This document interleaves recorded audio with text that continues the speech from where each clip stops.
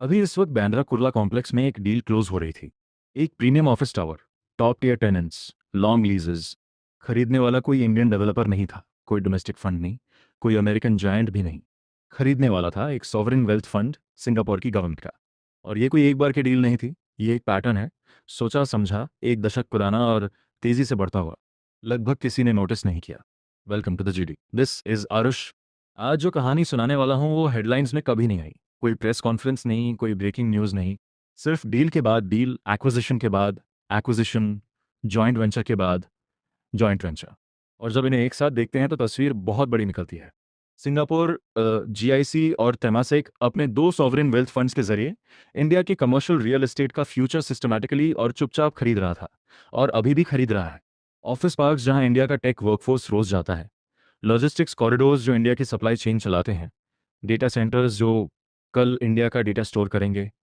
ये कॉन्स्पिरेसी नहीं है, हर डील पब्लिक रिकॉर्ड में मिलेगी।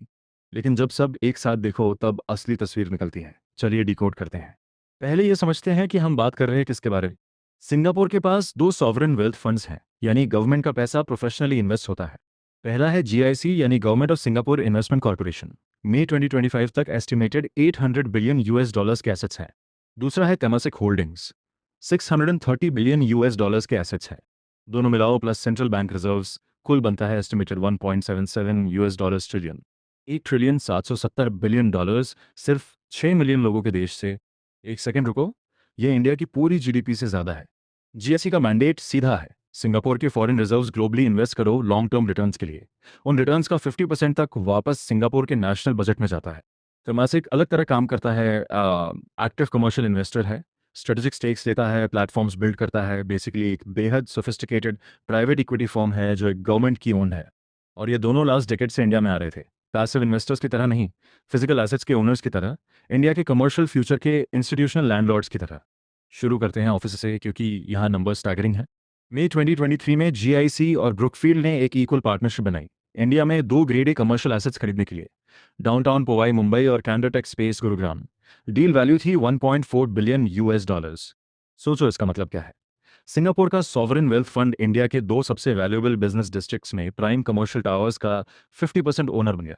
2025 में जीएससी और ब्रुकफील्ड ने यह पार्टनरशिप और बढ़ाई, 3 इंडिया ऑफिस प्रॉपर्टीज, कुल value over 1 billion US dollar. लेकिन जीआईसी अकेला नहीं था।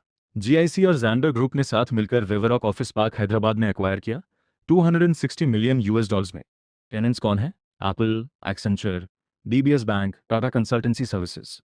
रुको, सिंगापुर का गवर्नमेंट फंड अब उस बिल्डिंग का ओनर है जहां एप्पल और टीसीएस के एम्प्लॉयज रोज काम पर जाते हैं। चाइना मार्केट में फाइनेंशियल टर्बुलेंस आते ही जीआईसी ने अपना इंडिया प्रेजेंस सिस्टमैटिकली बढ़ाना शुरू किया। खबरें आई कि ब्लैकस्टोन के multiple commercial real estate portfolios में पार्शियल स्टेक्स अक्वायर करने की बातचीत चल रही थी एक साथ। और फिर है कैपिटल लैंड, तेमसेक की मेजॉरिटी ओन्ड कंपनी। अभी इनके पास 17.4 million square feet commercial space है। बैंगलोर, चेन्नई, गुड़गांव, हैदराबाद, मुंबई और पुणे में ऑक्यूपेंसी रेट 95% है। 1,20,000 से ज़्यादा स्किल्ड प्रोफेशनल्स इन बिल्डिंग्स में रोज काम करते हैं। 1,20,000 इंडियन प्रोफेशनल्स सिंगापुर की गवर्नमेंट की बिल्डिंग्स में रोज काम करते हैं। ऑफिस टावर्स सबको दिखते हैं, ग्लास बिल्डिंग्स, ऊंची स्ट्रक्चर्स। लेकिन जो फार लेस विजिबल है और फार मोर स्ट्रेटेजिक है, वो है इंडिया की लॉजिस्टिक्स इंफ्रास्ट्रक्चर, जो इंडिया का वेयर हाउसिंग कंट्रोल करता है, distribution centres, last mile logistics corridors. वो असल में कंट्रोल करता है इंडिया की 3.5 यूएस डॉलर्स ट्रिलियन इकोनॉमी की फिजिकल सप्लाई चेन को। 7% ग्रोथ रेट पर चढ़ रही है। दिसंबर 2020 में जीआईसी और ईएसआर ने 750 million US dollars joint venture बनाई इंडिया में इंडस्ट्रियल और लॉजिस्टिक्स एसेट्स डेवलप करने के लिए। फोकस था टीयर 1 और टीयर 2 सिटीज़ पर। पहला एसेट था 2.2 मिलियन स्क्वायर फीट की फैसिलिटी, मुंबई और थाने के करीब। तेमसेक ने अलग से Ascendas India logistics programme launch किया, 400 मिलियन यूएस डॉलर्स का फंड की वेयर हाउसिंग हब्स में लॉजिस्टिक्स स्पेसेस के लिए। और कैपिटल लैंड का ब्रॉडर विजन है इंडिया की टॉप 7 सिटीज़ में 40 million square feet business park, industrial और logistics properties. 40 million square feet, लगभग 1,400 फुटबॉल फील्ड्स का warehousing space Singapore government से जुड़ी एंटिटीज डेवलप और ओन कर रही हैं। ये पैसिव फाइनेंशियल बेट्स नहीं है, ये इंडिया की सप्लाई चेन के फिजिकल नोट्स हैं। वो बिल्डिंग जहां तुम्हारा अमेजॉन पैकेज सॉर्ट होता है before it reaches your door, Singapore की हो सकती है। वो कोल्ड चेन फैसिलिटी जो मुंबई से पुणे तक फार्मास्यूटिकल्स ले जाती है, सिंगापुर की हो सकती है। वो ई कॉमर्स फुलफिलमेंट सेंटर जो एनसीआर में 50,000 ऑर्डर्स रोज प्रोसेस करता है, सिंगापुर का हो सकता है। यही होती है institutional ownership of logistics at scale. तो सिंगापुर ये क्यों कर रहा है और क्यों इंडिया, क्यों अभी? जवाब कॉम्प्लिकेटेड नहीं है, अगर सिंगापुर की कैपिटल माइंडसेट समझो। सिंगापुर पहला नॉन ऑयल रिच देश था जिसने एक सॉवरेन वेल्थ फंड बनाई। फाउंडिंग लॉजिक सीधा था, एक छोटा देश, कोई नेचुरल रिसोर्सेज नहीं, अपना सरप्लस अब्रॉड इन्वेस्ट करो, ऐसी वेल्थ बनाओ जो ज्योग्राफी से परे हो। जीआईसी की अर्ली स्ट्रेटेजिक मूव थी इमर्जिंग एशिया की तरफ, ये रिकग्नाइज करते हुए कि सिंगापुर के पड़ोसी अनप्रेसिडेंटेड ट्रांसफॉर्मेशन में थे। और अब चाइना स्ट्रक्चरल हेडविंड्स फेस कर रहा है, रेगुलेटरी अनप्रेडिक्टेबिलिटी बढ़ रही है, वेस्टर्न कंट्रीज के साथ जियोपॉलिटिकल फ्रिक्शन है। जीआईसी ने सिस्टमैटिकली चाइना से कैपिटल शिफ्ट करनी शुरू की इंडिया की तरफ। इंडिया वो सब ऑफर करता है जो चाइना कभी करता था, scale, growth, urbanisation, young workforce, rising consumption, plus एक डेमोक्रेटिक पॉलिटिकल सिस्टम और एक लीगल फ्रेमवर्क जो इंस्टीट्यूशनल इन्वेस्टर्स के लिए फार मोर नेविगेबल है। 2024 की शुरुआत में सिंगापुर ने इंडिया में इन्वेस्टमेंट सर्च की, एग्जिस्टिंग रियल एस्टेट, इंफ्रास्ट्रक्चर और वेंचर कैपिटल प्लेटफॉर्म्स को और गहरा करते हुए। जीएससी की प्रेफरेंस कंसिस्टेंटली रही है स्पेशलाइज्ड प्री लीज्ड एसेट्स के लिए, जहां टेनेंट्स ऑलरेडी लॉन्ग लीजेस पर लॉक्ड है, predictable institutional grade income streams. ये पेशेंट कैपिटल है, एक दशक का कैपिटल, क्वार्टरली रिटर्न्स नहीं मांगता, एक कंट्री के फ्यूचर की इंफ्रास्ट्रक्चर खरीद रहा है और उस फ्यूचर का इंतजार कर रहा है। अब वो सवाल जो सबसे ज़्यादा मैटर करता है, इंडिया के लिए इसका क्या मतलब है? दो तरीके से देख सकते हैं इस कहानी को। पहली रीडिंग स्ट्रेट फॉरवर्ड पॉजिटिव है। इंडिया को इंस्टीट्यूशनल कैपिटल चाहिए, बुरी तरह। इंफ्रास्ट्रक्चर गैप ट्रिलियंस में है, लॉजिस्टिक्स क्रॉनिकली अंडरफंडेड है, कमर्शियल रियल एस्टेट को पेशेंट लॉन्ग टर्म कैपिटल चाहिए जो डोमेस्टिक डेवलपर्स नहीं दे सकते। सिंगापुर का कैपिटल क्लीन है, वेल गवर्नड है, पेशेंट है, ग्रेड ए एसेट्स बनाता है, स्टैंडर्ड्स रेज करता है। वो 1,20,000 प्रोफेशनल्स वर्ल्ड क्लास फैसिलिटीज़ में काम कर रहे हैं, इंडिया को बेनिफिट मिल रहा है।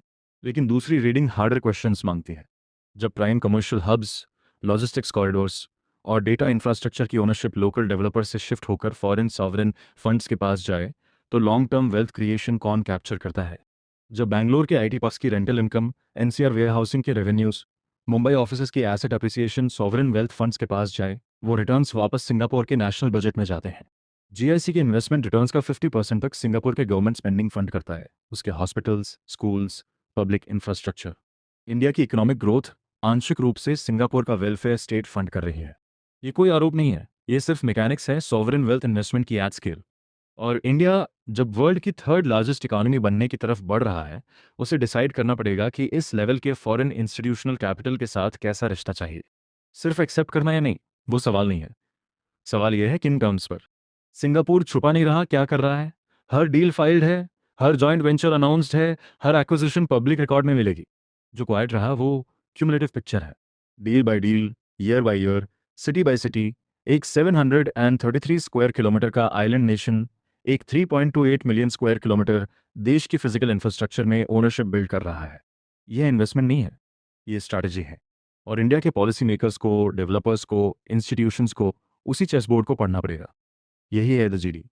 शेयर करो अगर लगता है कि ये कन्वर्सेशन लाउडर होनी चाहिए। सब्सक्राइब करें और कमेंट्स में बताओ, क्या इंडिया को इस लेवल की फॉरेन ओनरशिप और स्ट्रिक्टली रेगुलेट करनी चाहिए या ये कैपिटल वेलकम है? मिलते हैं अगली वीडियो में। जय हिंद।